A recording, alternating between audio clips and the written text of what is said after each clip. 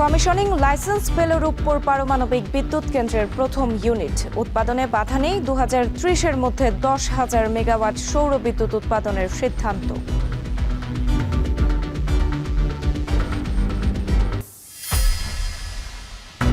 Sylhet gas ফিল্ডের উৎপাদন প্রায় দ্বিগুণ হলেও চাহিদার তুলনায় অপ্রতুল।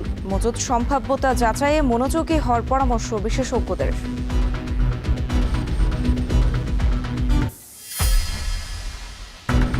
হরমুজ প্রণালী স্বাভাবিক না হয় দেশের আমদানি রপ্তানি প্রায় বন্ধ।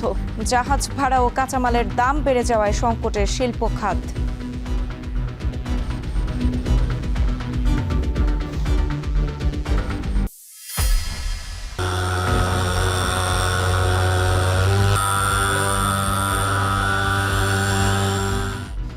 রাজধানীতে নিয়মিত ফগিংয়েও কমছে না মশার উৎপাত। রাসায়নিকের মান নিয়ে প্রশ্ন, ময়লার অব্যবস্থাপনা, অদক্ষ মশক কর্মীর উপর দোষ চাপাচ্ছে সিটি কর্পোরেশন। মানিকগঞ্জে নিখোঁজের কয়েক ঘন্টা পর শিশুর মরদেহ উদ্ধার। ঘটনায় জড়িত সন্দেহভাজন কিশোরের বাবা চাচাকে পিটিয়ে হত্যা করেছে উত্তেজিত জনতা।